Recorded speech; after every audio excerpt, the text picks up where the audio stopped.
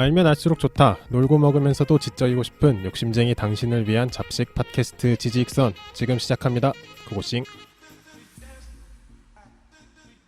안녕하세요 여러분. 안녕하세요. 안녕하세요. 힘든 하루입니다. 뭐 때문에 힘드세요? 지금 퇴근이 좀 늦어서 부랴부랴 와가지고 급하게 밥 먹고 지금 와서 내용 정리 좀 하고 있었습니다. 아 근데 피부가 더 좋아진 것 같아요. 기름이라고 생각해주세요. 아 햇빛을 안 보나 요즘에?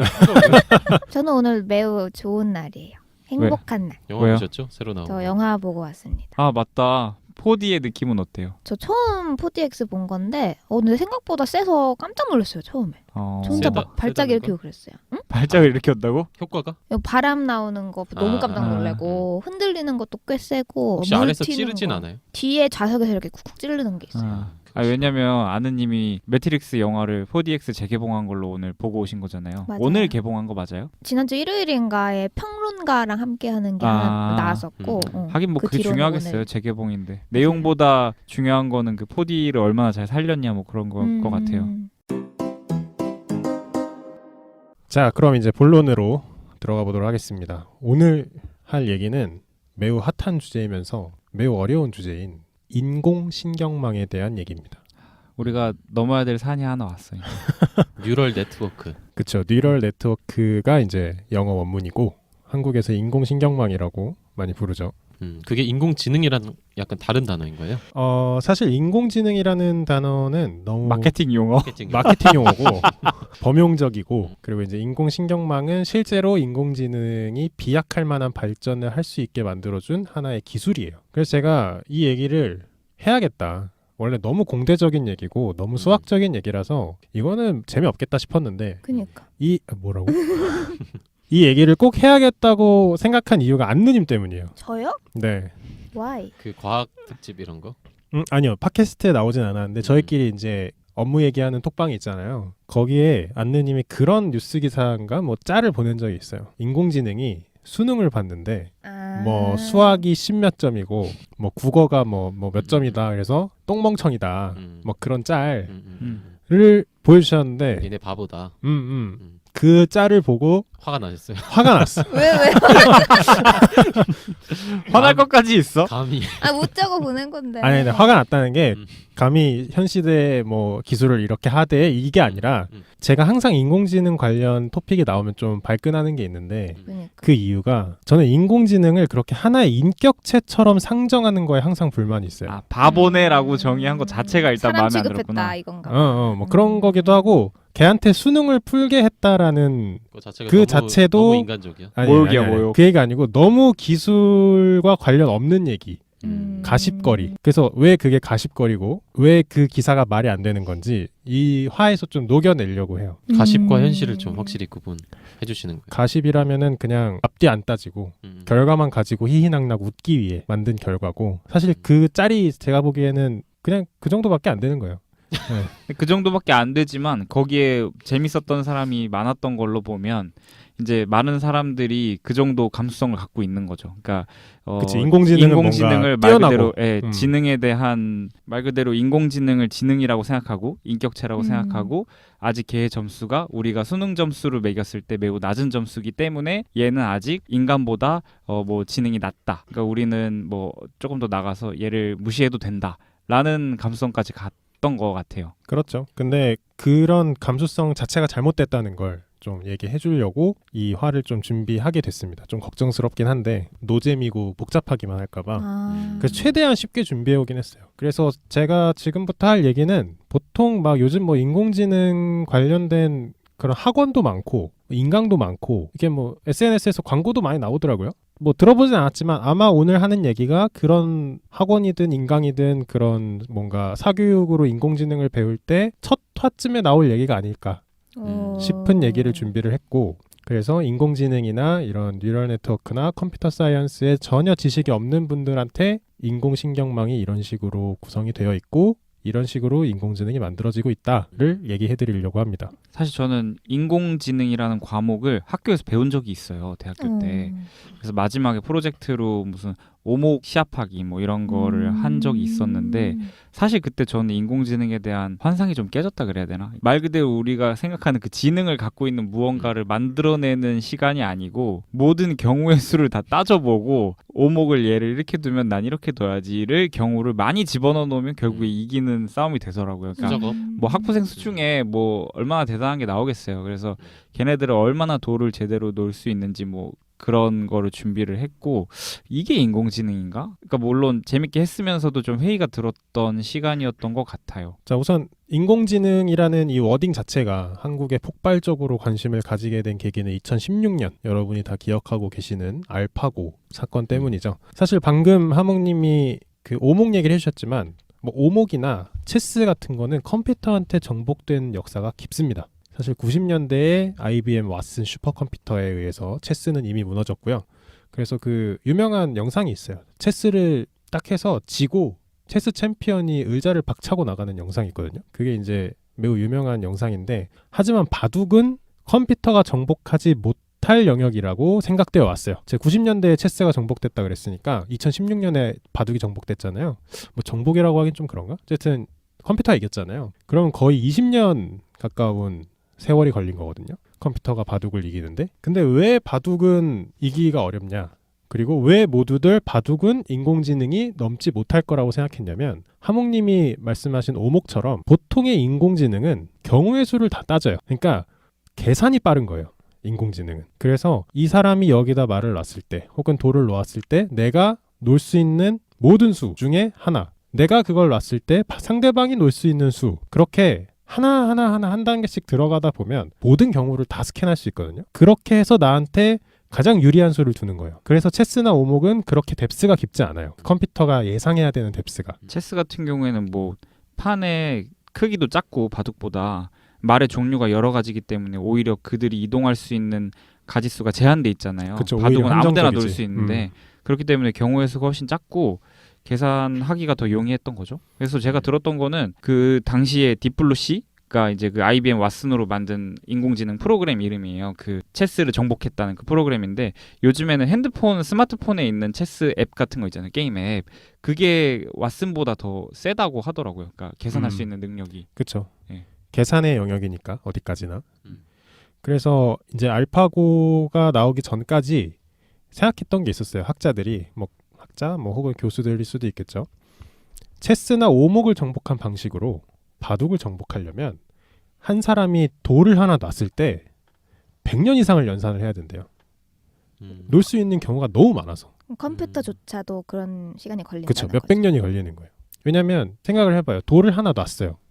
그러면은 그 큰 격자 중에 하나의 돌을 제외한 모든 곳에 내가 놓을 수 있잖아요. 그리고 내가 어딘가에 놨을 때 또 그 자리를 제외한 모든 경우에 놓을 수 있잖아요. 그렇게 따져보면 이 곱셈의 크기가 어마어마하게 늘어나는 거예요. 게다가 그게 좀 대국이 진행돼서 돌이 많이 있으면 또 모를까. 첫 돌을 얻는 순간부터 아무데나 둘 수 있잖아요. 그래서 이게 바둑은 컴퓨터가 정복할 수 없는 영역. 최소한 지금보다 몇백 배, 몇천 배 빠른 프로세서가 나와서 계산이 훨씬 빨라져야 조금 비빌 수 있는 수준이라고 생각을 했는데 2016년에 알파고가 그 생각을 깨트린 거죠. 정복을 해버립니다. 바둑판은 19줄이래요. 가로 세로가. 생각보다 적네요. 네, 그래서 점을 361개 둘 수 있다고 합니다. 그래서 이제 그 사이에 어떤 일이 있었는지 또 어떻게 인공지능은 바둑을 점령할 수 있었는지 그리고 또 그 이후로 이제 인공지능이 많이 우리 삶에 투입되기 시작했죠. 그래서 어떻게 그들이 우리 인간과 소통하고 있는지 한번 얘기를 해보겠습니다. 그 전에 여러분이 생각하는 인공지능에 대해서 조금 더 얘기를 해보려고 해요. 자, 인공지능이 있어. 인공지능이라는 애가 있고 걔가 뭔가를 학습한다. 이런 건 우리가 뉴스나 마케팅이나 아니면 광고를 통해서 많이 본 거잖아요. 그러면 여러분이 어떤 생각을 가지고 계신지 좀 궁금해요. 그 인공지능이라는 애를 뭔가 이렇게 공학자들이 가짜 두뇌를 만들었을 거 아니에요. 걔를 어떻게 학습하고 있을까? 걔네를 어떻게 뭐 학습하고 있을까에 대해서 뭐 아이디어라고 할까요? 그간 갖고 있었던 생각들이 있어요.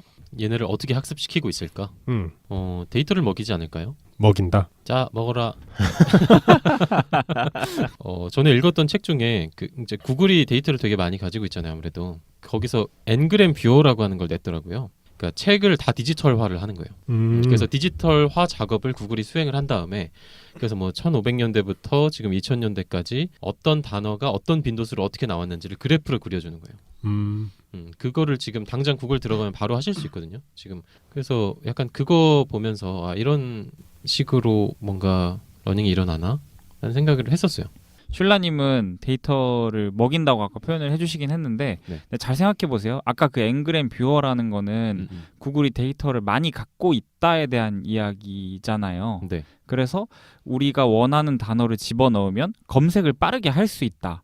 뭐 그런 이야기인데 지금 여기서 학습시킨다는 개념은 포함이 안 된 거예요. 그래서 그렇죠. 아, 근데 저는 정답을 요구하는 게 아니에요. 그냥 음. 우리 흔히 요즘 뭐 인공지능을 학습시키고 있다, 뭐 이런 얘기를 많이 하잖아요. 근데 그런 워딩을 혹은 그런 뉴스를 봤을 때 어떤 머릿속에 어떤 생각을 가지고 계신지가 저는 궁금한 거예요. 다른 분들은 어떻게 생각하고 계신지. 데이터를 먹일 것 같다는 느낌을 받은 거는 그냥 그러니까 모든 경우의 수를 직접 다 설계하는 방식으로 약간 러닝을 시키는 게 아니라 데이터를 가지고 그때그때 얘가 자발적으로 보니까 학습을 하게끔 뭔가 알고리즘을 짜나? 이런 정도로 생각을 하고 있었어요. 그러니까 뭐 굳이 비유를 하자면 물고기를 잡아주는 게 아니고 네네. 낚시하는 방법 알려주고 네네. 열심히 물고기를 잡으라고 한 다음에 잘 잡으라고 할 때까지 반복한다. 그 낚시하는 방법을 알려주고 채비 같은 것도 적당히 챙겨주고 이제 물고기 있는 데다가 놓는 거죠. 그럼 애가 물고기를 잡으면서 애가 배워나가는 형식으로. 말하면서도 약간 자신감 없으시고. 아니 근데 뭐 저는 누구라고 혼날까 봐 뭐 지금 아니, 공대생들 혼나기. 제가 면접 보는 것처럼 두 분 앞에 앉아가지고 우리 뭐라고 하나 죄송해요, 보고 있는데. 죄송해요. 네. 탈락입니다.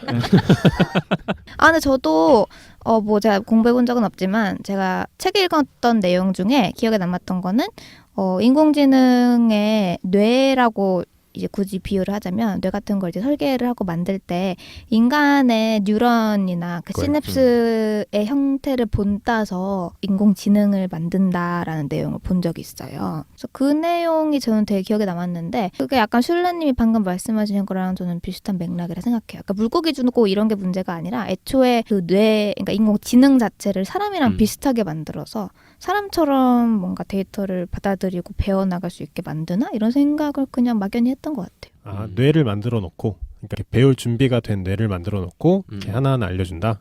같은 얘기를 한 것 같아요. 저 같은 경우는 오늘 하시려고 하는 이야기를 뭐 살짝 공부한 적이 있었기 때문에 저도 맨 처음에 들었던 생각, 그러니까 인공신경망이라는 거를 접하기 전에 들었던 생각은 아까 제가 인공지능 수업을 들었을 때 이건 결국 노가다다.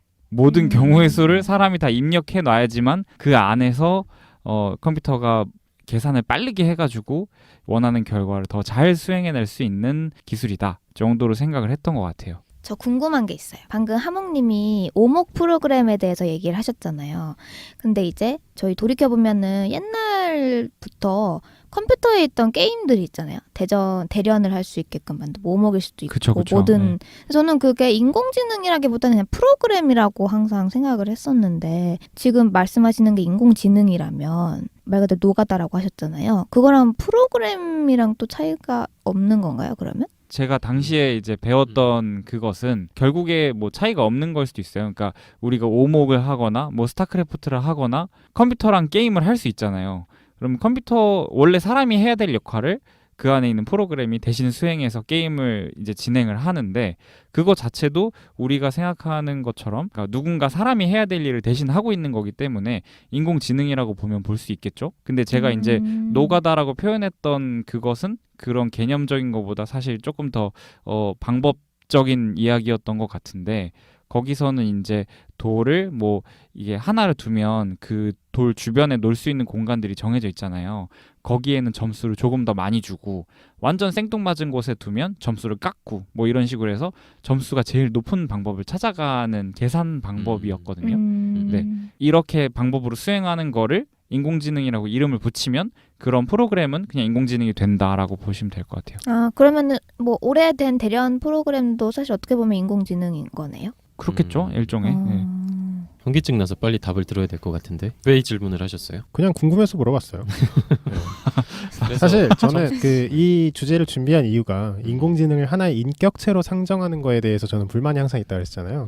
근데 지금 딱 인공지능을 하나의 인격체라고 생각한 답변들을 주셨어요. 뭔가를 가르친다고 하셨잖아요. 뭔가 사람이라고 생각해도 뭔가를 듣고 보고 느끼고 그걸 배운다는 메커니즘을 우리가 감히 설계할 수 없어요. 그런 메커니즘을. 대부분의 사람들이 인공지능이 학습을 한다라고 하면은 그런 생각으로 접근을 하시더라고요. 뭔가 공학자들이 작은 두뇌를 만들어놔. 인간만큼 똑똑하진 않은데 작은 두뇌를 만들어 놓고 계속 학습을 시키는 거야.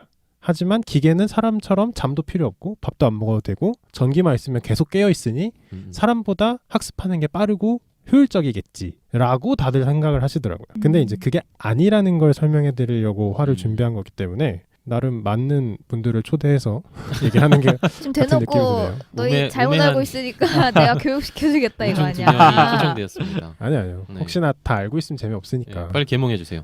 뭐 개몽까지는 아니고.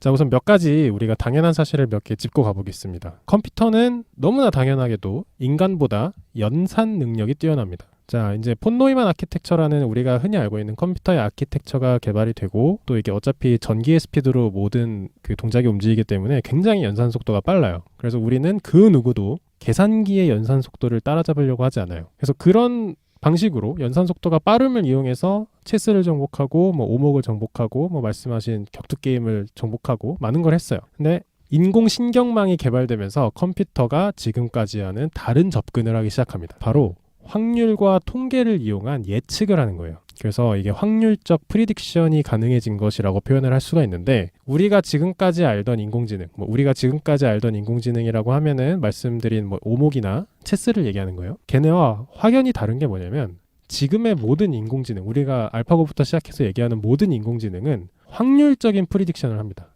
이럴 가능성이 몇 퍼센트. 자, 그러면 우리가 아까 돌아가서 우리 누구도 계산기의 연산 속도를 따라잡으려고 하지 않는다 그랬잖아요. 우리는 이 인공지능의 예측 속도를 따라잡으려고 하지 않게 될 거예요. 점점 그래 가고 있고 이 전의 예측은 뭐 예측이라보다는 거기는 답이 나왔죠. 이렇게 다 계산해보니 너가 할 수 있는 걸 다 계산해보니까 이게 제일 맞더라. 거기에는 뭐 확률이 들어갈 수는 있겠지만 사실 답이 없는 거야. 그거밖에 없는 거야. 그 상황에서는 다 이미 계산을 해봤으니까. 그런 접근이었다면 이번에는 다 해보진 않았어. 모든 경우의 수를 다 따져보진 않았지만 여기 있을 확률이 99.8%다. 그런 접근을 하는 거예요. 그러니까 이거는 행동 결과적인 데이터를 먹고 확률 진단을 하는 거예요.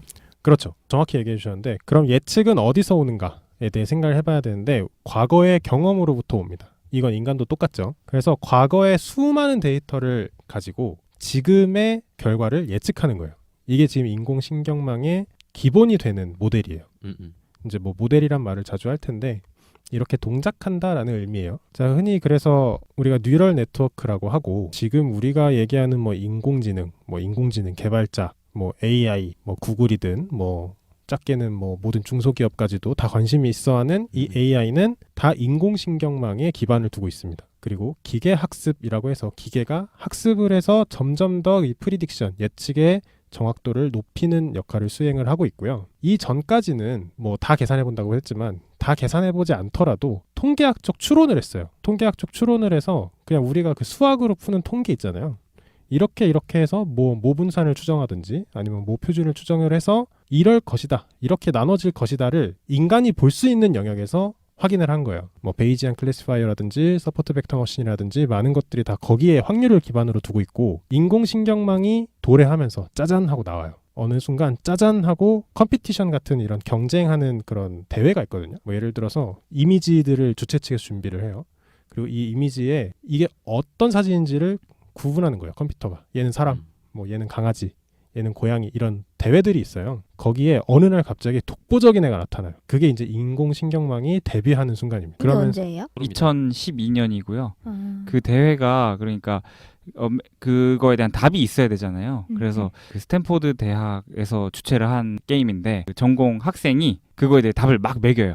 계속 사람이 답을 매기는 거야. 뭐 사람 사진 보고 다 고양이, 약간 미리 정답을 만들어 놓는 거죠. 이런 상황이 있고 그 점수가 한 95점 정도 됐었대요. 그러니까 사람도 한 5%는 틀렸던 거예요. 근데 이제 그 2012년 이전에 했던 대회들은 한 75점? 암만 많아봐야 인공지능의 점수가. 그쵸. 그 대회 우승한 프로그램의 점수가. 근데 인공신경망을 사용한 그 알렉스넷을 사용한 프로그램이 2012년에 갑자기 85점으로 뛴 거예요. 1년 만에. 그러니까 원래 그 전까지는 수년 동안 막 0.1%, 0. 뭐 이런 상황이었는데 어느 날 갑자기 비약적으로 증가해서 인기를 끌게 된, 사람들의 주목을 받게 된. 자, 그렇게 인공신경망이 나오면서 핫하게 데뷔를 하면서 이 세상의 모든 공학자들, 특히 컴퓨터 공학자들은 인공지능에 포커스를 맞추게 됩니다. 사실 어떻게 보면은 흔히 얘기하는 퀀텀 점프를 한 거예요. 새로운 시대를 맞이한 거예요.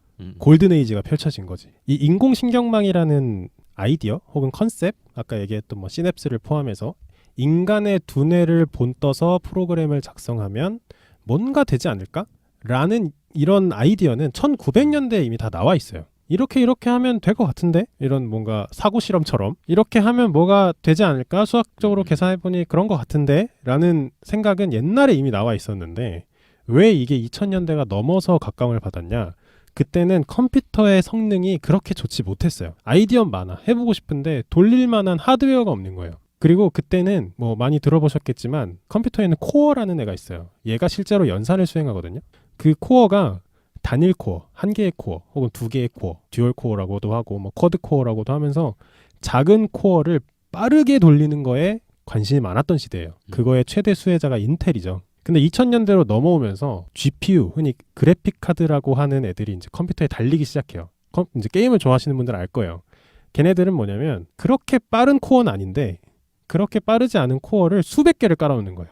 그래서 간단한 연산이지만 연산이 많이 필요한 거를 빨리빨리 처리하는 거예요.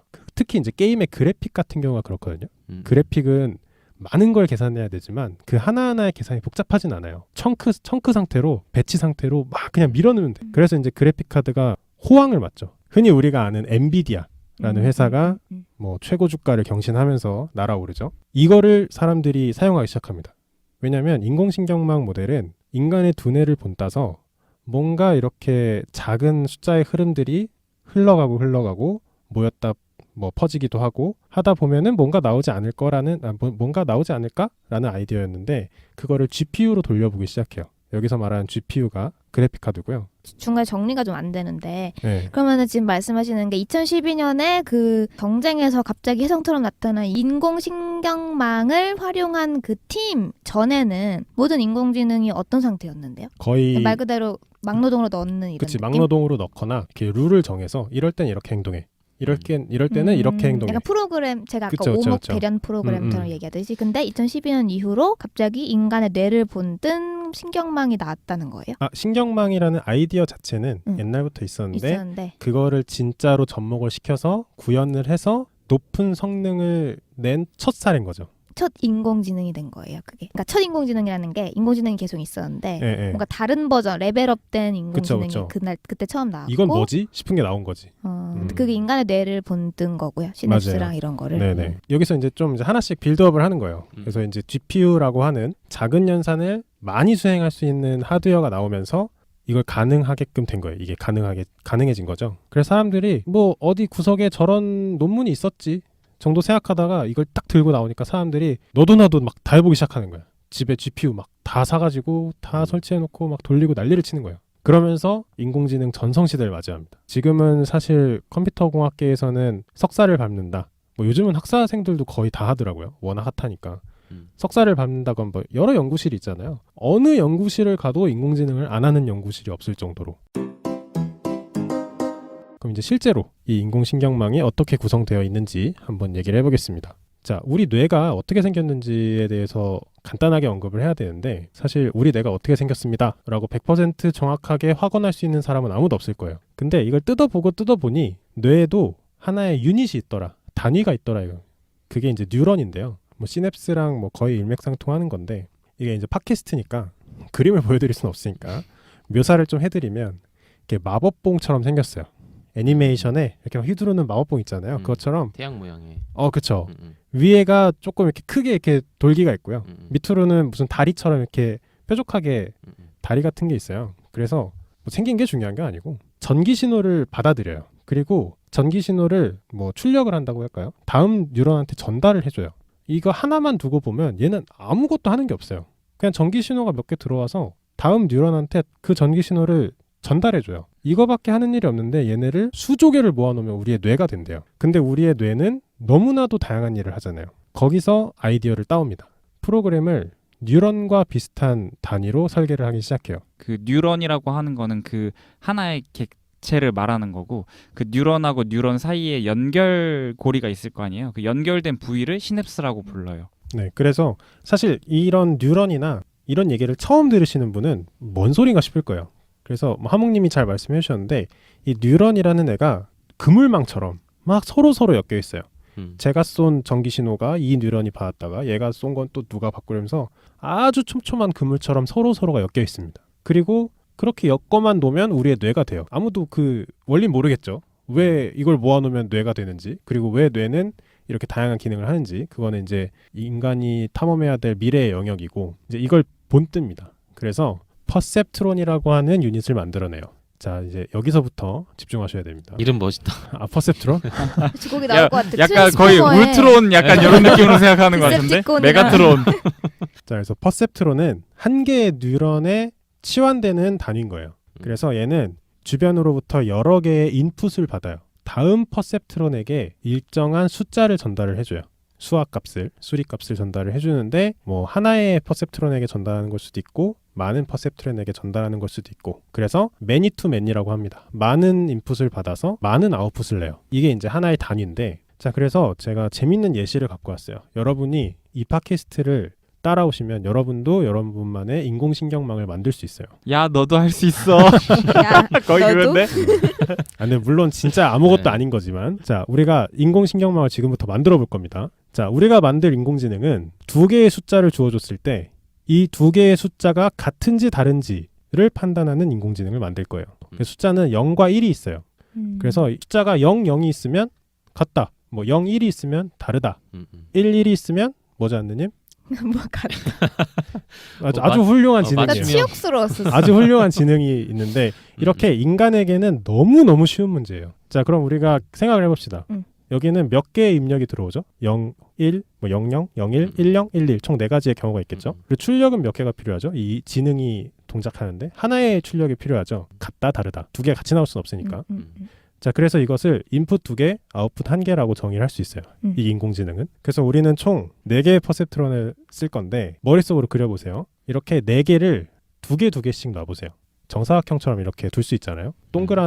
동그라미라고 생각해보고 4개를 둘 수 있잖아요. 잠깐만, 왜 4개죠? 인풋이 2개, 아웃풋 하나. 이거 네. 어떻게 바뀐 거예요? 아, 인풋은 2개, 아웃풋은 하나. 여기 픽스고 우리가 숫자가 서로 같다 다르다를 판단하기 위해서 퍼셉트론을 4개를 사용할 거란 얘기예요.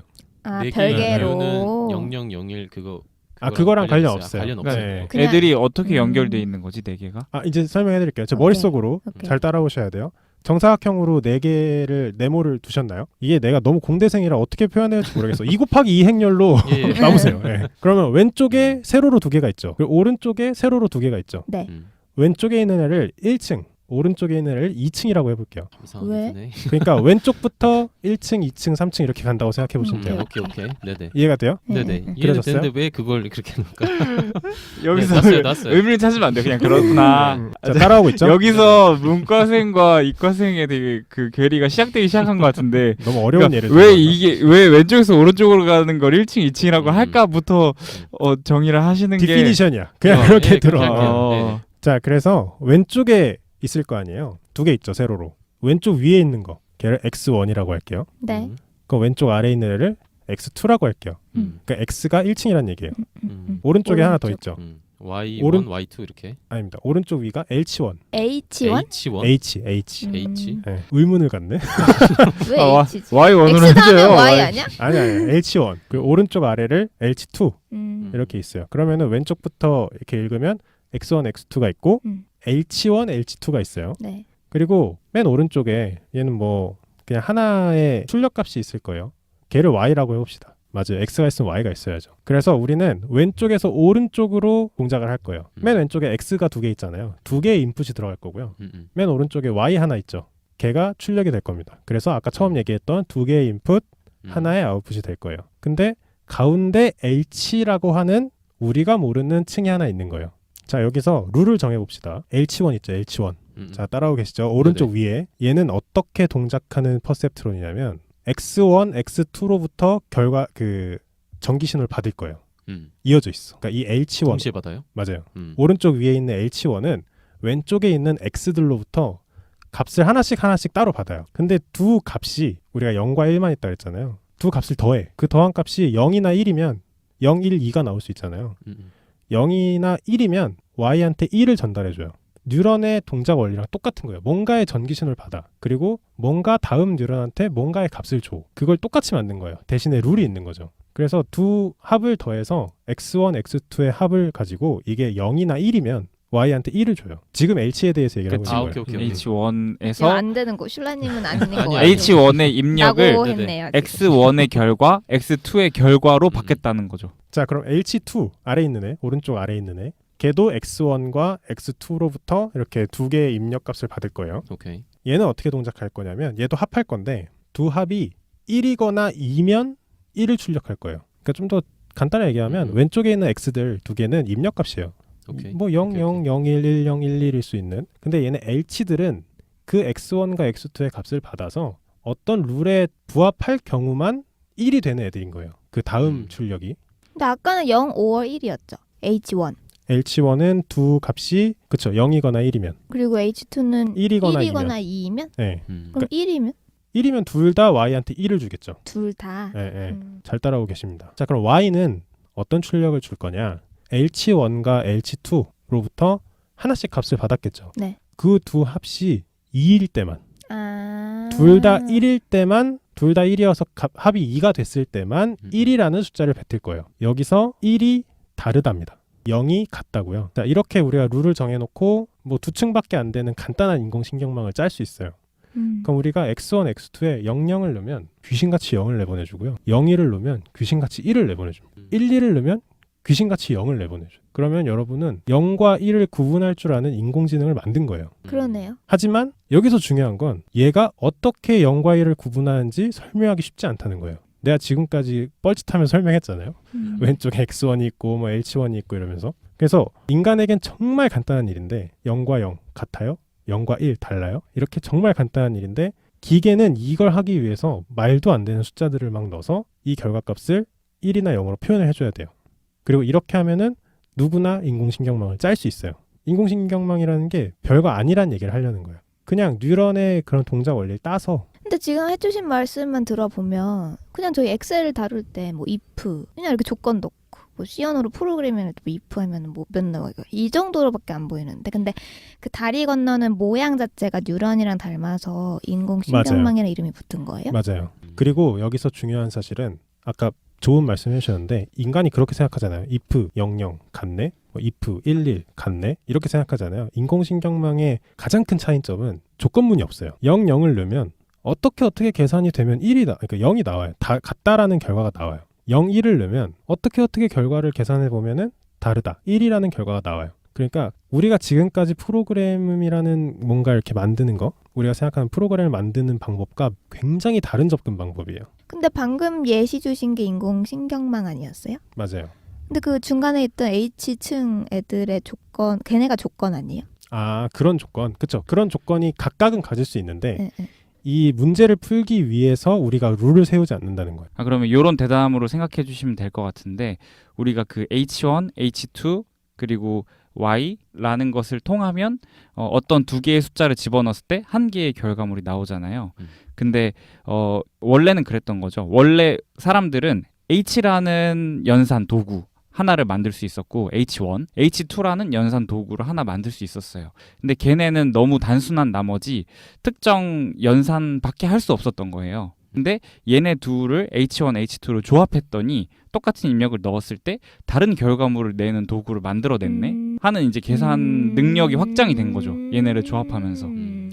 근데 얘네가 그냥 따로따로 또 있는 게 아니고 같은 입력을 서로 받으면서 이제 연산을 바꿔가지고 이제 서로 교차해서 작업하고 그러면서 결과가 수행되고 하는 게 이제 우리가 아까 뉴런 한 개였을 때는 뭔가 전기 신호를 하나 받아서 이렇게 흘려낼 수 있는 능력밖에 없었는데 뉴런을 2단계로 쌓았더니 얘가 좀 더 복잡한 연산을 해낼 수 있네 로 비유할 수 있는 거죠. 그러니까 뭔가 H1, H2 따로 떼고 봤을 때는 얘네가 사실 전기 신호 딱 보내는 것밖에 없는데 조건에 맞춰서 네. 뭐 약간 기계적으로 하던 애들을 이렇게 맞춰서 약간 식처럼 뭔가 꾸며놨더니 어떤 메커니즘이 만들어졌다 이런 말인가요? 그렇죠. 네. 그러니까 이게 되게 뇌를 닮았다는 거네. 그렇죠. 음. 그 아이디어를 따온 거죠. 그래서 지금 사실 이렇게 팟캐스트라서 사실 이렇게 그림 펼쳐놓고 X1, X2, 뭐 1 나왔죠. 뭐 이러면서 하면 더 쉬울 텐데 이게 그림을 보여드릴 수 없으니까 좀 설명이 매끄럽지 않은 점 좀 사과드리고요. 그래서 결국에 하고 싶은 얘기는 이렇게 간단하게 인공신경망을 짜볼 수 있고 또 인간에게 매우 쉬운 문제를 기계는 이렇게 복잡하게 수행을 한다는 거예요. 자, 그럼 여기서 몇 가지 개념 설명하고 넘어가겠습니다. 자, 이 H1과 H2 얘네가 뭔가 중요한 역할을 했잖아요. 물론 Y도 중요한 역할을 했지만 특정 조건이 되면 0이나 1을 출력하는 애들이었어요. H1은 0이거나 1이면 그 X1, X2에서 받은 값이 합해서 0이거나 1이면 뭐 하고 뭐 H2는 1이거나 2면 뭐 하고 이렇게 했잖아요. 이렇게 뭐뭐 하면 이렇게 나간다 이렇게 정해놓는 것 그거를 활성함수라고 합니다. 활성함수요? 액티베이션 펑션이라고 하고요. 그리고 우리는 퍼셉트론의 인풋 H1 입장에서는 이렇게 X1, X2의 인풋을 받아갔잖아요. 그런 인풋에다가 아무런 조치를 취하지 않았어요. 0이면 0인 대로 받고 뭐 1이면 1인 대로 받고 이렇게 받았잖아요. 근데 여기에다가 가중치를 둘 수도 있어요. X1의 값이 더 중요하다.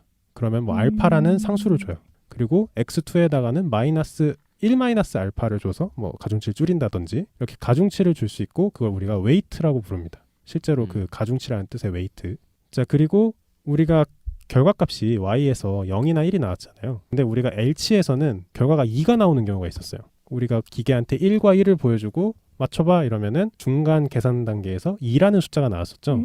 근데 이렇게 되면은 케이스에 따라서는 정말 큰 숫자가 될 수도 있어요. 뭐 예를 들어서 1부터 100까지의 숫자를 비교하는 인공지능을 짜려면 숫자가 얼마든지 커질 수 있잖아요. 그래서 모든 숫자를 0과 1 사이로 고정하는 그런 작업이 필요합니다. 그래서 그걸 일반화라고 해서 노멀라이제이션이라고 하고요. 그래서 우리가 만든 지금 이 신경망 0과 1을 구분할 수 있는 신경망의 모든 가중치를 그러니까 우리가 1이라고 표현했던 애를 다 0.5로 바꾸고 2라고 표현했던 애를 다 1로 바꾸면 여기서 사용되는 모든 값이 0과 1 사이에서 표현이 돼요. 그렇죠? 나누기 2만 하면 되는 거니까. 그러니까 그런 말인 것 같은데 우리 예전에 학교에서 수학 시간에 경우의 수라는 게 있고 확률이라는 게 있었잖아요. 근데 걔네는 결국에 똑같은 애인데 이제 경우의 수는 뭐 5가지가 나올 수 있다라고 표현하는 건데 확률로 표현할 때는 0.2%입니다라고 바꿔서 표현하는 거랑 같은 거예요. 그냥 그러니까, 보여지는 모양만 바꿔. 그러니까 숫자가 너무 커질 수 있으니까 그냥 숫자를 다 합치면 1이 되도록 정규화를 했다. 뭐 그런 겁니다. 자, 여기까지 얘기하면은 인공신경망에 대한 모든 걸 다 얘기한 거예요. 이게 인공신경망이에요. 뭔가 인풋이 숫자로 주어지고 뭔가 아웃풋이 숫자로 나옵니다. 거기에 인간이 의미를 부여해서 이게 숫자를 구분했다라고 생각하는 거예요. 실제로 그렇게 동작하기도 하고요. 자, 근데 우리가 답을 알고 사실 접근을 했어요. 처음에 막 의문을 가졌잖아요. 왜 X1, X2 두 개, 뭐 L치는 또 왜 두 개고 왜 뭐 이거 했잖아요. 그 가중치들 0과 1이면 1을 내뱉습니다. 1과 2면 1을 내뱉습니다. 합해서 2면은 다르다고 판단을 합니다. 이런 룰을 모르는 상태에서 시작을 합니다. 모든 인공신경망은. 그 룰을 모르는 상태에서 시작하지만 여러 데이터를 넣어봐요. 뭐 여긴 데이터가 4개밖에 없죠. 00일 때 같다. 뭐 01일 때 다르다. 그거를 계속 넣어주면서 우리가 생각한 값이 나올 때까지 반복시킵니다. 0과 0일 땐 같다. 0과 1일 땐 다르다. 이렇게 답이 정해져 있잖아요. 우리가 생각한 이 답이 나올 때까지 가중치들을 바꿔가면서 무한히 반복시켜요. 그러면은 처음에는 H1, H2가 다 비어 있는데 맞아요. 다 비어 있어요. 진짜 무한히 반복하는 거 아니에요? 그렇죠. 무한히 반복해야 되죠. 우리가 지금까지 배운 수준에서는 무한히 반복해서 우리가 방금 얘기했던 것처럼 0.5, 0.5, 0일일 때 어쩌고저쩌고 이렇게 딱 하고 해보니까 결과값이 잘 나와. 예측률이 100%야. 그러면 거기서 더 이상 반복하지 않고 끝나요. 그럼 이제 그 상태에서 H1, H2를 아예 고정시키고 픽스하죠. 앞으로 이렇게 네. 쓰는 거예요? 이걸 학습이라고 합니다. 이거는 룰렛 돌리는 거잖아. 받을 이게 때까지. 인공지능의 학습 방식이에요. 처음엔 아무것도 몰라요. 모든 수를 랜덤으로 줘요. 요게 딥러닝이에요? 비슷합니다. 딥러닝은 우리가 말한 L치 있잖아요. L치가 있는 층. 왜 이게 L치냐면 히든 레이어예요. 인간은 모르는 층. 우린 인풋 아웃풋밖에 모르잖아요. 이 히든 레이어가 여러 개가 쌓일 수 있어요. 그러니까 인풋이 있고 맨 왼쪽에 있겠죠. 맨 오른쪽에 아웃풋이 있겠죠. 그 사이에 여러 층의 L치들이 쌓이면 그걸 딥러닝이라고 합니다. 참고로 아까 제가 2012년에 그 대회에서 우승했다는 그 알렉스넷이라는 거는 히든 레이어를 9단계를 썼어요. 그러니까 요즘에는 근데 그 단계가 엄청나게 더 깊어요. 뭐 100단계 넘어가는 것도 있고 이제 그 말인즉슨 연산을 그만큼 뒷받침해 줄 수 있는 능력이 되기 때문에 사람들이 이 히든 레이어를 더 깊게 넣어볼까? 그러면 우리가 더 정확한 결과물을 예측해낼 수 있지 않을까라는 기대에 부응할 수 있게 되는 거고요. 직관적으로 와닿지가 않는 게 지금 H1, H2가 비어있는 상태에서 영과 이름 무작정 넣었을 때 그럼 H1이랑 H2가 마치 저는 살아있는 애들로 보이거든요. 지금 설명하신 걸 보면. 이제 그걸 또 설명을 해드릴게요. 자, 우리가 지금까지 따라온 방식 있잖아요. 0과 1이고 뭐 어쩌고 저쩌고 해서 y가 이렇게 나오더라. 이거를 forward라고 합니다. 앞으로 간다. 자, 그럼 결과값이 나오겠죠. 이 결과값이 정답과 다를 경우 오차가 있을 거잖아요. 로스라고 하는데 이 오차를 기준으로 안느님이 궁금해하시는 걸 합니다. H1과 H2의 가중치를 바꿔줘요. 오차를 기준으로. 오차가 크면 많이 바꿔보겠죠. 오차가 작으면 조금만 바꿔보겠죠. 잠깐 저 아직도 이해 안 돼요. 가중치를 넣는다는 게 아까 가중치는 이후에 설명해준 개념이었어요. H1, H2가 기본으로 있는데 나중에 약간 옵션으로 가중치도 넣어볼 수 있고 알파랑 마이너스 알파를 넣어서. 근데 지금 말씀하시는 거는 선행으로 가중치를 한번 넣어보고 H1, H2를 잡아낸다는 거예요? 자, 우리가 0과 1을 넣잖아요. 네. 근데 아까 그 뭐 1도 나올 수 있고 2도 나올 수 있으니 우리가 이걸 다 0.5로 퉁쳐버리면 똑같은 결과를 보낼 수 있지만 0과 1 사이에서 고정할 수 있다고 그랬잖아요. 그래서 이걸 노멀라이제이션이라고 한다라고 했잖아요. 그거를 0과 1이 인풋이 들어왔을 때 거기다가 0.5를 곱해주고 더하는 거랑 똑같은 계산이에요. 왜냐면은 1이 들어왔을 때 1이 되는 거랑 1이 들어왔을 때 0.5를 곱해서 0.5가 되는 거랑 그냥 스케일 다운한 거밖에 없어요. 2분의 1 한 거밖에. 그래서 우리가 짠 인공신경망은 모든 가중치가 0.5예요. 그렇게 해서 우리가 0과 1을 구분시켰거든요. 근데 여기서 얘기하는 거는 이 0.5라는 값을 모르는 상태에서 뭔가 결과값이 나왔을 때 우리가 생각한 답이랑 다를 때는 오차를 계산해서 그 0.5라는 숫자를 찾기 위해서 숫자를 조금씩 태엽 하나하나 움직여보면서 그렇게 튜닝을 하는 거예요. 그러면 조금 이해가 되시나요? 그러면 근데 우선 H1이랑 H2는 어떻게 이게 채워지는 거예요? 그러니까 처음에 그 값은 그 가중치라는 거는 그냥 랜덤하게 뿌리고 네. 그러니까 아까 히든 레이어 H1, H2가 있었고 아까 제가 뭐 9단계라고 설명을 드렸잖아요. 그러면은 18개의 연산할 수 있는 도구들이 있다라고 생각을 하실 것 같은데 사실은 그냥 두 줄짜리가 9개가 있는 게 아니고 뭐 몇백 개짜리가 뭐 이제 점점 좁아지기는 하는데 뭐 이제 9단계로 있다. 그러면 그 연산을 할 수 있는 도구들이 굉장히 많을 거고 내가 원하는 답을 얻기 위해서 어떤 연산 도구의 가중치를 더 두면 더 정확한 답이 나올까? 이거는 모르는 상황이잖아요. 네. 근데 문제를 하나 넣어보고 입력을 넣어보고 결과를 하나 보고 맞았으면 맞은 대로 틀렸으면 틀린 대로 아까 범례님이 얘기하신 그 태엽 하나를 조정하는 느낌으로 그 H들의 가중치를 조금씩 변경을 하고 하는 과정이 계속 반복해서 일어나요. 이렇게 이해하면 조금 첨언이 됐을까요? 그러니까 제가 지금 안 떠오른 이유가 뭐냐면 그 H1은 약간 퍼셉티콘? 퍼셉트론?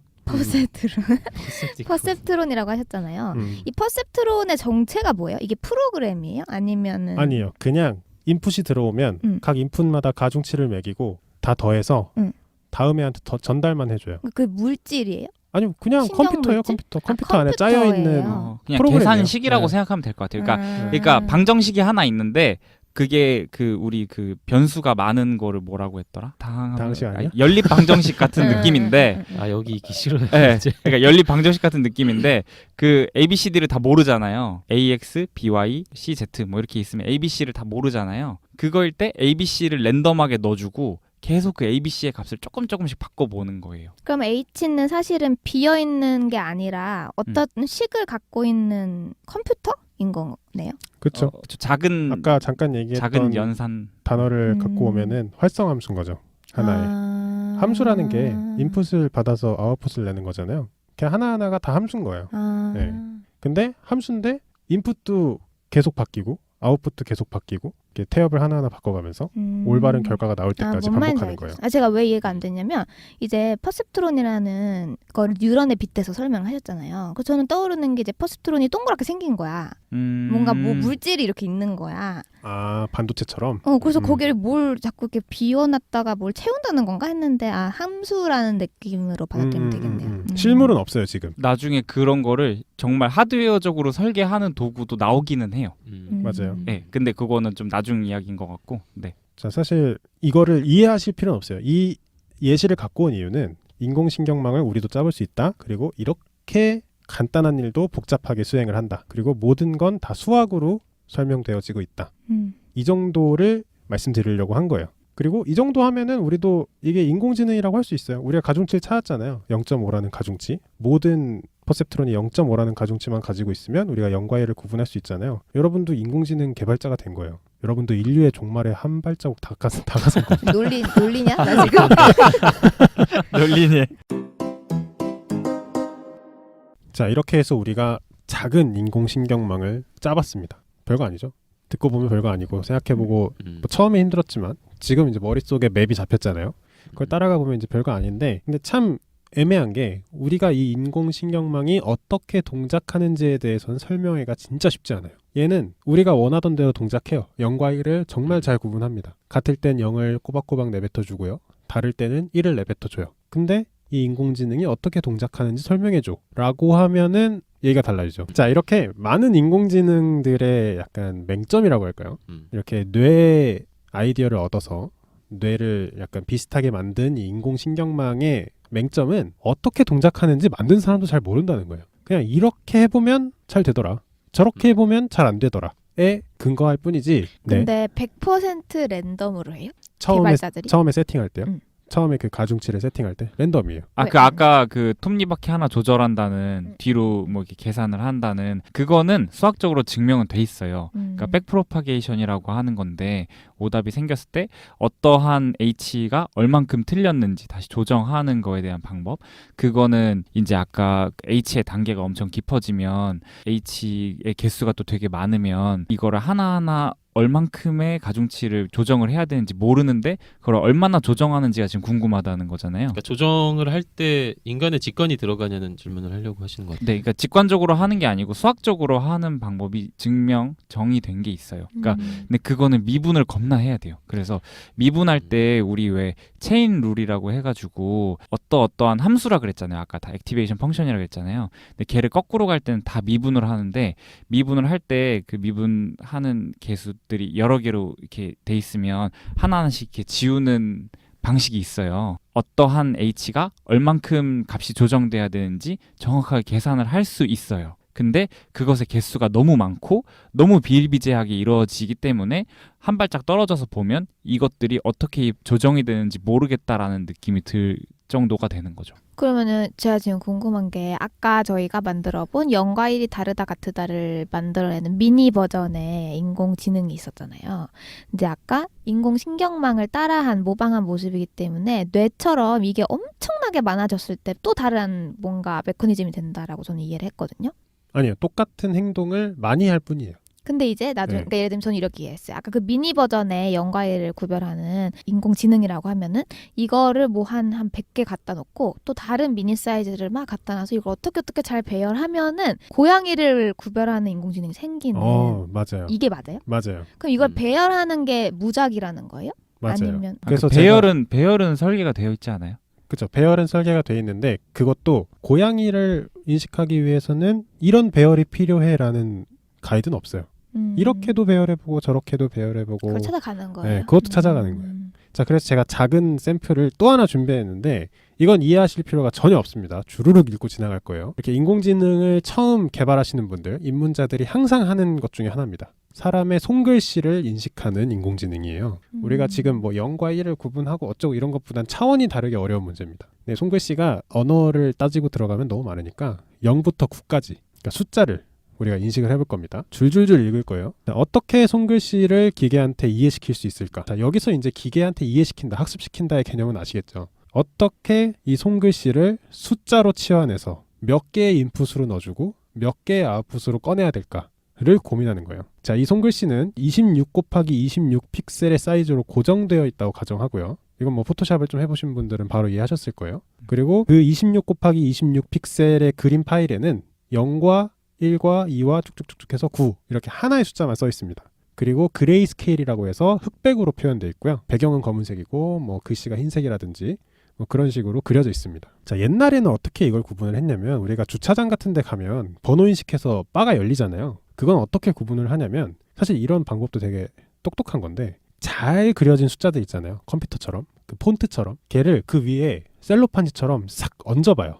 그러면은 가장 비슷한 숫자가 있을 거잖아요. 가장 많이 겹치는 숫자. 그 숫자라고 판단을 합니다. 이게 인공지능이 개발되기 전까지의 숫자 인식 방법이고 그렇게 많은 주차장에 이 알고리즘이 들어가 있어요. 아 그럼 그건 인공지능이 아니에요? 룰 베이스라고 하죠. 룰 베이스가 뭐야? 이렇게 룰을 정해놓고 그냥 네. 프로그램 그쵸, 돌리는 그쵸. 느낌? 네. 물론 이게 아닌 방법도 많이 있긴 해요. 근데 이제 그런 방법도 있었다 그런 거고. 기발한데? 그렇죠. 똑똑하죠. 근데 이걸 뛰어넘는 이제 인공지능이 나오는 거죠. 자, 이제 인공지능을 어떻게 학습시켜야 될지 줄줄줄 얘기해 봅시다. 자, 26 곱하기 26 픽셀로 되어 있기 때문에 이거를 하나하나 다 넣어주기로 합니다. 자, 784개의 인풋을 받고요. 아웃풋은 9개입니다. 10개죠. 죄송해요. 10개. 0부터 똑바로 9까지. 0부터 9까지 10개의 아웃풋을 내줄 겁니다. 아까 얘기해드린 것처럼 검은색 바탕에 흰색으로 이렇게 숫자를 칠해놓은 건데 자, 그러면 히든 레이어 아까 잠깐 말씀드린 히든 레이어 H라고 표현되는 층들 맨 왼쪽에 인풋이 있었고 맨 오른쪽에 아웃풋이 있었는데 그 사이에 있는 애들 자 이제 여기서 딥러닝이라고 얘기할 수 있어요. 얘는 2개의 레이어가 필요해요. 그리고 각 레이어는 16개의 뉴런을 배치할 겁니다. 그러니까 두 개의 레이어라는 게 H1, H2 하면은 H의 층이 두 개가 네. 필요하다고. 그래서 머릿속으로 떠올려 보시면 맨 왼쪽에 인풋 레이어라고 할까요? 입력층 거기에 784개의 뉴런이 쭈루루룩 세로로 있고요. 퍼셉트론이라고 해도 되고 그 다음 층에 히든 레이어 첫 번째 층이겠죠. 거기에는 16개의 뉴런이 세로로 쫙 있습니다. 그 다음 층 그 오른쪽에는 또 16개의 뉴런이 쫙 세로로 있어요. 그 다음 층 아웃풋 레이어 맨 오른쪽에는 9개의 뉴런들이 쫙 있습니다. 그려지시죠? 그리고 그 모든 뉴런이 층과 층 사이에 다 연결돼 있다고 상상을 해보세요. 그럼 총 레이어가 몇 개죠? 레이어는 총 4개고요. 가닥의 수는 엄청 많겠죠. 784개가 16개로 다 하나하나 다 이어져 있고 또 16개가 16개로 다 이어져 있고 자 그래서 이걸 어떻게 인풋으로 가져갈 거냐 우리가 아까 노멀라이제이션이라고 했잖아요. 그래서 우리가 이 0과 1과 2와 이렇게 그려져 있는 숫자들의 한 픽셀을 0과 1 사이로 숫자로 변환을 시킬 겁니다. 흰색으로 글씨를 썼다 그랬잖아요. 검은 바탕에. 흰색에 가까우면 1이라고 표현을 할 거고요. 검은색에 가까우면 0이라고 표현을 할 거예요. 그러면은 우리가 써놓은 그 손글씨를 숫자로 다 바꿀 수 있겠죠. 764개의 숫자로 764개의 숫자로 바꿀 수 있습니다. 그걸 인풋으로 넣어주고요. 그 다음 레이어에 어떻게 전달을 해주느냐. 그거는 뭐 시그모이드 함수가 있고 뭐 렐루 함수가 있고 가중치를 다 곱해서 더한 다음에 어떻게 다음으로 넘겨주겠다. 이런 룰들을 다 정합니다. 아까 우리가 숫자를 구분할 때 사용했던 방법과 비슷하죠. 뭐 0과 1이면 뭐 1이 되고 1과 2면 1이 되고 그런 룰들을 함수로 넣어주는 거예요. 이 시그모이드 함수나 렐루 함수라는 거는 모든 입력 값에다가 가중치를 매기고 다 더한다 그랬잖아요. 그 더한 값이 몇이면 0과 1 사이에 어떤 값을 내보낸다. 라는 룰을 정해놓은 거예요. 그러니까 지금 모든 값이 0과 1 사이로 존재하고 그걸 다 더해서 다시 0과 1 사이에 아웃풋을 주는 거예요. 그럼 여기서 돌아다니는 모든 숫자들은 다 0과 1 사이만 있는 겁니다. 자, 그런 식으로 넘어가요. 784개의 숫자가 16개의 뉴런으로 넘어갑니다. 다 곱해지고 더해지고 어마어마한 숫자들이 넘어가고 각 16개의 뉴런들이 다 더해요. 가중치를 매겨서. 가중치는 W라고 표현을 하는데 W1부터 W764까지 있겠죠. 다 더하고 그 더한 값을 기준으로 다시 0과 1 사이의 특정 숫자로 소수겠죠. 소수로 내보내줍니다. 그 짓을 아웃풋이 갈 때까지 반복합니다. 어마어마하게 많은 연산을 하겠죠. 이렇게 하면은 최종 마지막 아웃풋 레이어에 도달했을 때 0부터 9까지 10개의 뉴런에는 0과 1 사이에 어느 값이 들어있을 거예요. 사실 너무 당연하죠. 0과 1 사이에 있는 숫자만 받아서 계산해서 다시 0과 1의 숫자를 내보내주고 계속 0과 1 했으니까 마지막에 0부터 9까지의 뉴런들도 0부터 1 사이에 특정 값을 가질 거예요. 그게 이 숫자가 어느 숫자인지에 대한 확률로 인식을 할 수 있습니다. 예를 들어서 이제 다 도착했어요. 막 엄청 험난한 여정을 거쳐서 0부터 9까지 매칭되는 출력층까지 왔어요. 그럼 하나씩 까봅시다. 처음에 까본 게 9라고 해봐요. 너는 9야 이러고 딱 깠는데 0.000001. 이 숫자가 9일 확률은 0.000001이다. 그럼 얘는 9가 아니란 얘기죠. 그렇게 하나씩 까보는 거예요. 다음 숫자 막 8 딱 까는데 8일 확률이 뭐 0.9999999 막 99%다. 그럼 얘는 8이겠구나 라고 추론을 하는 겁니다. 그런 식으로 해서 인공신경망이 손글씨로 그려진 숫자를 인식할 수 있어요. 근데 이것도 아까 얘기한 거와 똑같습니다. 우리는 값을 알아요. 0이라고 써놓은 거는 사람은 정말 쉽게 0이라고 판단을 할 수 있어요. 1이라고 써진 거는 정말 쉽게 1이라고 판단할 수 있고요. 그렇게 정답이 매겨진 애들을 그런 데이터를 엄청 많이 준비를 해요. 0, 1, 2, 3, 4, 5 막 근데 사람마다 이 손글씨 쓰는 게 또 다르겠죠. 그런 것도 다 준비를 하고요. 그렇게 준비해서 막 수십만 개의 데이터를 만들어요. 그리고 인공지능에 밀어 넣는 거예요. 이건 0이야. 너는 0을 뱉어야 돼. 쫙 학습을 시킵니다. 아까 얘기한 뭐 가중치 곱하고 더하고 곱하고 더하고 0과 1 사이로 내고 곱하고 더하고 0과 1 사이로 내고 곱하고 더하고 0과 1 사이로 내고를 쫙 했는데 1 잘못된 결과를 냈어요. 그럼 1과 0 사이의 오차는 1이잖아요. 뭐 2라고 잘못 판단했으면은 뭐 오차가 2일 거고 그렇게 로스를 계산을 해서 아까 잠깐 하몽님이 얘기해 주셨지만 그 가중치들의 태엽을 다 조절할 겁니다. 이거를 이제 백프로파게이션이라고 해서 틀린 정답을 토대로 편미분을 통해서 그 가중치를 하나하나 태엽을 돌려요. 그 짓을 수천 번, 수만 번 반복합니다. 그러면은 어느 순간 귀신같이 손글씨를 인식하기 시작해요. 1을 딱 넣어주면 귀신같이 1이라고 판단을 하고 99.9%로 뭐 8을 넣으면 8이라고 판단을 하고 이런 식으로 동작을 하게 됩니다. 그래서 이제 이 백프로파게이션을 어떻게 만드느냐가 사실 인공지능 그 정확도라고 할까요? 그거의 열쇠예요. 왜냐면은 아까 안느님이 잠깐 얘기도 했지만 그거 다 랜덤으로 시작하면 어느 세월에 그걸 톱니를 돌려가지고 정답을 맞추냐. 그리고 특히 지금처럼 레이어가 점점 많아지면 돌려야 될 톱니가 한두 개가 아니거든요. 수만 개예요. 수만 개. 그래서 그거를 어떻게 만들고 어떻게 측정할 거고 오차라는 걸 어떻게 정의할 거고 그거를 어떻게 정하느냐에 따라서 인공지능의 성능도 달라지고요. 그 인공지능이 학습하는 시간이 천차만별로 달라집니다. 더 빨리빨리 접근하는 애일수록 빨리 끝나겠죠. 학습이. 그래서 뭐 흔히 뭐 그레디언트 디센트라는 방법이 가장 유명해서 뭐 오차를 이렇게 3차원 곡선으로 표현해서 가장 낮은 점을 찾기 위해서 오차를 찾아가는 방법이 있고 뭐 통계학 모델을 사용하는 경우도 있고 그리고 새로운 뭔가 이런 오차를 새롭게 측정해서 갱신할 수 있는 방법을 찾았다. 그럼 세계적인 논문에 실리는 겁니다. 그리고 인공지능의 성능이 비약적으로 상승합니다. 학습하는 시간도 줄어들고요. 이렇게 해서 사실 그냥 중얼중얼 얘기했는데 손글씨를 인식한다는 인간에게는 한 5살, 6살 되면 할 수 있는 그런 정도의 일을 컴퓨터는 이렇게 복잡한 방식으로 학습을 하고 또 실제로 우리 생활에 사용이 됩니다. 우리가 이렇게 막 앱에서 카드 등록하고 그러면 옛날처럼 막 이렇게 16자리 번호 쓰는 게 아니고 카드를 찍어주세요 이러잖아요. 카드를 찰칵 찍으면 숫자를 기가 막히게 인식해서 채워주잖아요. 그게 다 이런 방식을 통해서 학습을 해서 여러분의 카드 번호를 인식을 하는 겁니다. 뭐 요건 좀 다른 얘기인데 그런 궁금증이 생기네요. 약간 뭐 사람이나 생명들도 이런 방식으로 설계돼서 인식을 하는 걸까? 이렇게 뭐라고 할까요? 자, 여기까지 얘기를 듣고 나면 우리가 두 가지 인공신경망을 짜봤어요. 0과 1을 구분하는 아주 간단한 인공신경망부터 사람의 손글씨를 인식하는 우리가 좀 이 정도면 뭐 인공지능이네라고 생각할 수 있을 법한 인공지능까지 레이어를 세우고 뉴런을 배치하고 가중치를 매겨서 곱하고 더하고 곱하고 더하고 곱하고 더하고 틀렸네 백프로파게이션으로 다 가중치 태엽 돌리고 반복하고 이 짓을 이제 우리가 인공지능이 학습한다라고 얘기를 하고 그 결과값이 매우 높아지면 인공지능이라는 타이틀을 달고 여러분에게 서비스가 됩니다. 자, 이게 인공지능의 민낯이에요. 여러분이 인공지능이 뭔가 정말 대단한 인격체고 우리가 대단한 창조물을 만들어서 막 인류를 위협하고 막 그런 친구들이 아니라 정해진 숫자 인풋을 가지고 열심히 계산을 해서 일정한 숫자를 내뱉어주는 그냥 계산기예요. 근데 거기다가 이제 사람들이 의미를 부여하고 정말 동작을 잘한다는 둥, 정확도가 높다는 둥 이렇게 생각을 하는 거죠. 근데 정확히 어떤 메커니즘으로 얘네가 그런 그 아웃풋을 도출하는 건지는 잘 모른다고 했잖아요. 그렇죠. 이렇게 막 이렇게 태엽을 조정하면서 이 정도면 예측 잘하네 하고 이제 끝낼 거 아니에요, 학습을. 그렇게 딱 끝내고 나서 그래서 어떻게 동작하는 건데?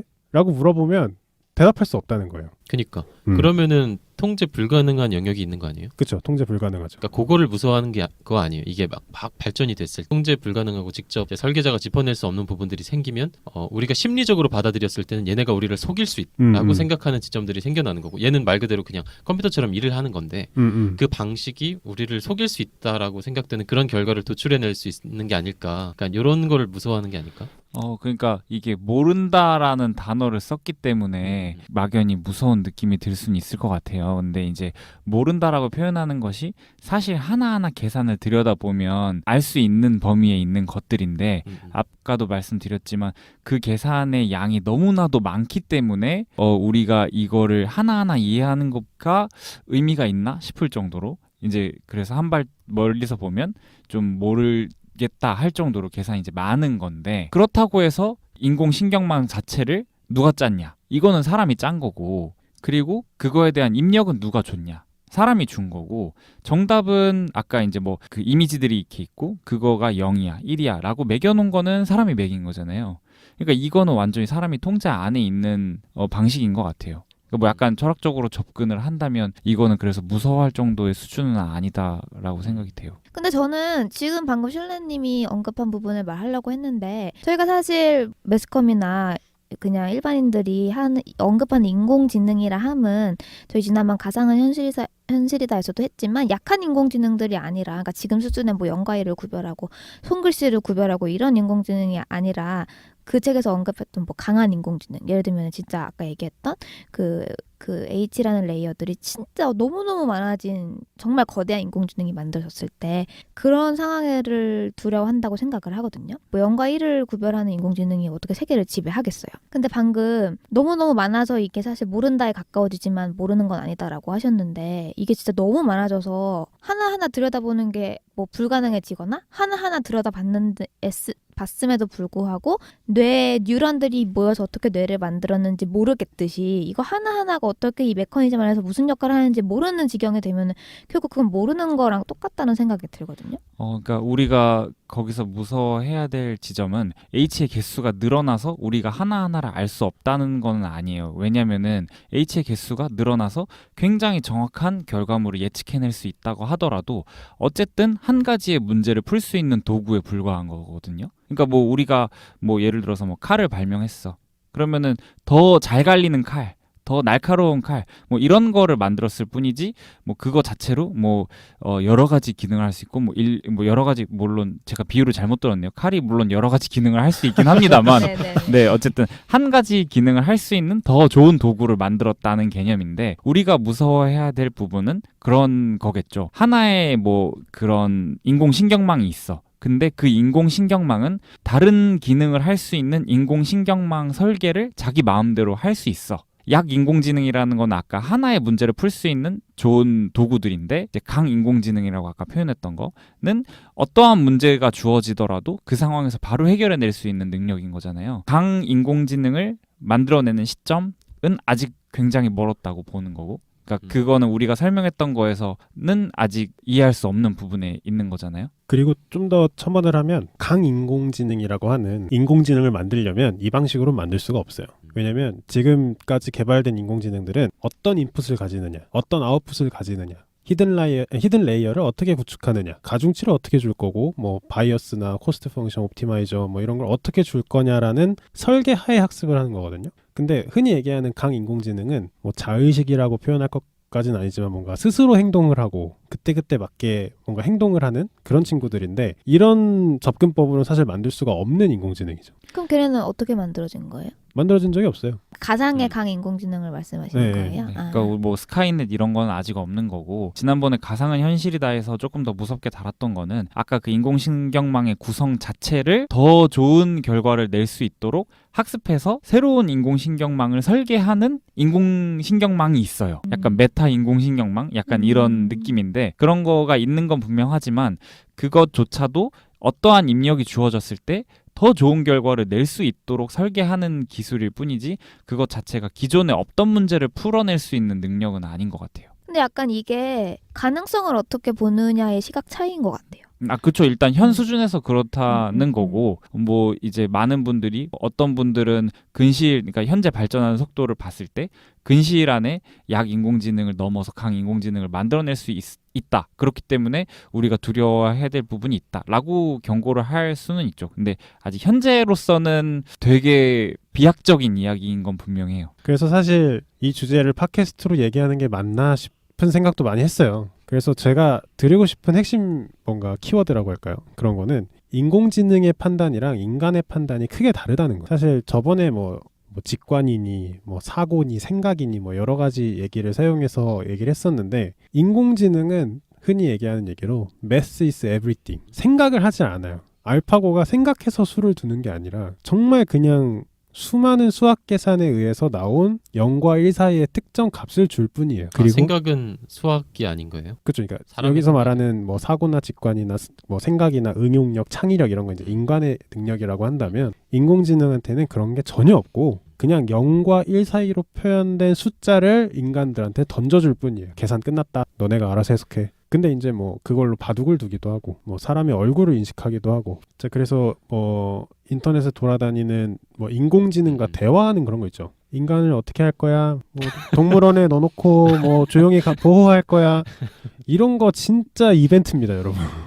그냥 그렇게 학습된 거예요. 그렇게 얘기하라고. 막 근데 막 얘기하잖아. 우린 저런 말을 학습시킨 적이 없는데 인공지능이 스스로 생각을 해서 저런 말을 했습니다. 다 데려와봐. 그러면은 혼내야 지금 그렇게 쇼에 보여지는 로봇들이 있잖아요. 인공지능이라고 일컬어지는 네. 그 한복 입고 우리나라 온 애도 있었고 맞아요. 그런 애들도 이런 인공신경망의 구조를 갖고 있는 애들이에요? 맞습니다. 우리가 이제 요즘은 뭐 챗봇이라고 해서 뭐 이렇게 메뉴 찾아가서 막 고객센터 하고 하는 이런 게 아니고 뭐 궁금해라고 막 이렇게 채팅방에 치면 자동으로 답변 주고 이런 거 있잖아요. 그런 걸 인공신경망으로 구축해서 더 많은 대화, 더 많은 컨텍스트에 대해서 앤서할 수 있는 시스템인 거예요. 그냥. 네. 규모나 복잡성 차이지 방법 원리는 똑같다는 얘기죠. 맞아요. 네. 근데 물론 그렇다고 해서 인공지능이 별거 아니다. 다 수학 계산해서 뱉어주는 거다라고 하지만 굉장히 정교합니다. 프리딕션이 굉장히 정확해요. 그래서 예전에는 뭐 하몽님이 말씀해 주셨지만 인간이 95% 정도 판단할 수 있는 거를 한 85%에서 쫓아오고 있었는데 요즘은 뛰어넘습니다. 프리딕션이 정확도가 굉장히 높아져요. 그래서 요즘에는 흔히 전문직을 뛰어넘는 수준으로 다다르고 있다고 표현을 합니다. 요즘 인공지능이 가장 관심이 많은 학계가 의학계라고 하죠. 의사들이 차트를 보고 병을 진단하는 것보다 인공지능이 차트를 보고 패턴을 통해서 병을 진단하는 퍼센테이지가 더 높다는 거예요. 오진율이 더 낮다는 거죠. 근데 이게 가능한 이유는 데이터가 많아지기 때문이에요. 인공지능은 시간이 지나면 지날수록 정교해지고 날카로워집니다. 그거는 진짜 인공지능이 똑똑해지는 게 아니고 데이터가 점점 많아지기 때문이에요. 데이터가 많으면 더 많은 걸 보고 태엽들을 더 돌려볼 수 있겠죠. 그럼 지금은 최적이라고 생각했던 태엽들이 좀 더 돌아가겠죠. 그러면서 점점 정교해지는 거예요. 그래서 이 정도 얘기하면 이제 인공신경망에 대한 뭐 설명은 충분한 것 같아요. 그러면 우리가 그간 우리 팟캐스트에서 나왔던 인공지능에 대한 얘기를 좀 더 해볼게요. 그 좀 머리에 남는 게 있어요. 담아두셨구나. 뭔데? 우리 뭐 말해봐. 가상한 현실이다 시간에도 이야기 많이 했고요. 그렇죠. 그때 그 안느님이 그런 얘기를 했어요. 날 줄 알았어. 적어놨어. 나는 이게 머리 깊숙이 남더라고.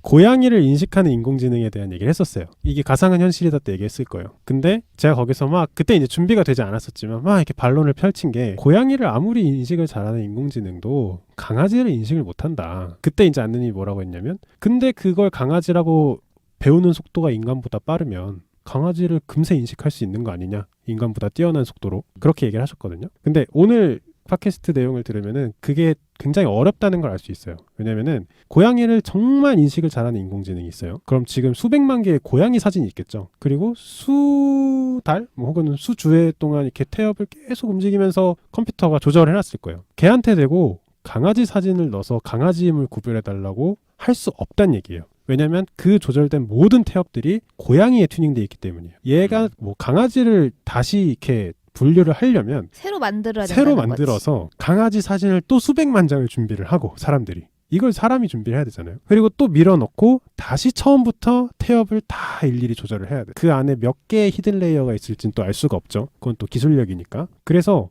인공지능이 학습하는 속도가 인간을 따라잡으면 인공지능이 인간보다 우월해지는 게 아니냐. 그거에 대한 답변을 좀 드리고 싶었어요.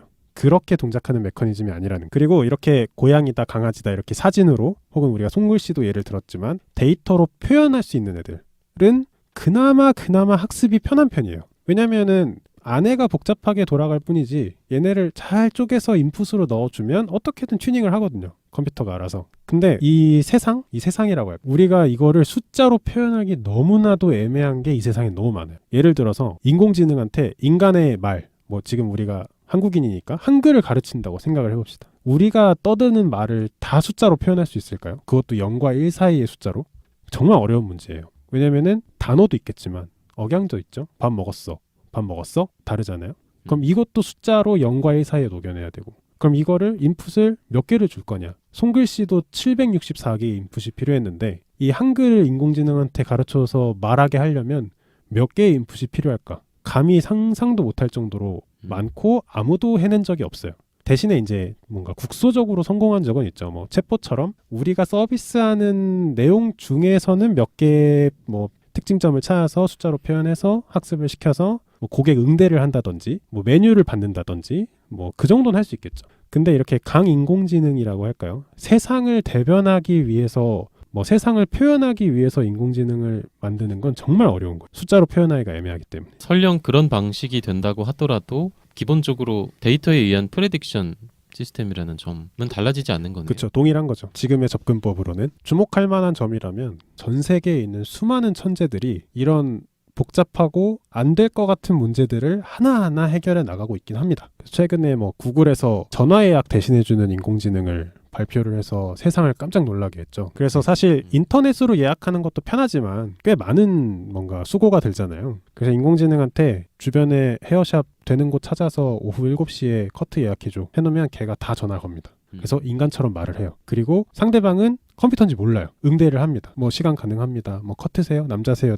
여자세요? 이런 거에 대해서 대답도 해요. 인공지능이 건 전화라는 걸 몰라요. 그래서 상대방이 예스에 대한 답변을 줬을 때 예약이 됐다고 판단을 하고 주인한테 알려줍니다. 뭐 그런 식의 인공지능이 한번 나와서 세상을 깜짝 놀라게 했었죠. 근데 여기서 중요한 거는 뭐 열심히 예약을 한다는 것도 중요하지만 상대방이 듣기에 기계라는 걸 모를 정도로 자연스럽게 얘기했다라는 게 또 굉장히 놀랄만한 부분이었죠. 그런 식으로 이제 전 세계에 있는 천재들이 이런 문제를 하나씩 해결하고 있긴 합니다. 그래서 뭐 안느님 말대로 이렇게 하나하나 해결하다 보면은 다 해결되지 않을까라는 생각도 있긴 한데 그렇다고 하기엔 세상에 너무 카오스가 많긴 하다는 게 중론입니다. 자, 오늘 이렇게 해서 정말 힘든 여정을 같이 하셨습니다. 아, 길었네요. 생각보다 저는 시간이 빨리 갔네요. 저도요. 생각보다 좀 재밌었던 것 같기도 하고. 그리고 사실 준비하면서 좀 쉽지 않았는데 잘 전달됐는지 좀 긴가민가하네요. 네. 저는 사실 제가 팟캐스트 하면서 많이 티를 냈었는지는 모르겠지만 인공지능이나 뭐 이런 이슈에 관심이 많아요. 근데 약간 배우고 싶다 이런 게 아니라 그냥 그런 공상에 대한 흥미가 많아서 항상 궁금했던 분야였는데 오늘 범례님이 해주신 얘기를 듣고 진짜 미약하게나마 인공지능이 이렇게 움직이고 이런 느낌으로 운영되고 있는 거구나를 저는 개인적으로 좀 많이 배워가는 것 같아서 좋았고요. 근데 이제 범례님의 의도와는 좀 다르겠지만 저는 오히려 오늘 얘기 듣고 앞으로 저의 공상이 그리고 이제 영화에서나 아니면 뭐 소설에서나 요즘 뉴스에서도 얘기하는 그런 종말론이라던가 음모론 같은 게 오히려 허황되지 않은 거일 수 있겠다라는 생각이 저는 좀 강해진 것 같아요. 범례님의 설명을 듣고. 제가 여기서 아마 제일 약간 멍 때리고 듣지 않았을까 하는 생각을 하기도 했는데 제가 잘 모르는 분야고 그래서 간단한 방식으로 설명을 해주셨겠지만 엄청나게 단순화시켜가지고 설명을 해주셨겠지만 그럼에도 불구하고 저한테는 좀 구체적으로 얘네들이 어떻게 작동하고 있는지에 대해서 이해시켜 주셔가지고 되게 좋았던 것 같아요. 저 같은 경우는 이 주제에 대해서 뭐 예전에 공부한 적도 있었고 지금도 뭐 교양 수준으로는 알고 있는 입장에서 이야기를 들을수록 이 기술 자체에 대한 관심도 관심이지만 이거를 쓰는 우리들의 자세라 그래야 될까? 어떤 식으로 써야 되는지 그리고 내가 이 문제를 풀기 위해서 어떤 데이터를 어떻게 잘 만들어야 되는지 에 대한 고민들을 더 많이 하게 되는 것 같아요. 그래서 인공지능에 대한 뭔가 막연함? 그게 참 많은 것 같아요. 요즘에는. 워낙 핫하긴 하지만 그 누구도 설명해주지 않는 분야라고 할까요? 그래서 그런 거에 대한 좀 궁금증이 해소되셨으면 좋겠다라는 게 제 소망이고요. 다른 데 가서 인공지능에 대한 얘기가 나왔을 때 쟤는 저렇게 돌고 있겠구나 싶은 감이 오셨으면 좋겠습니다.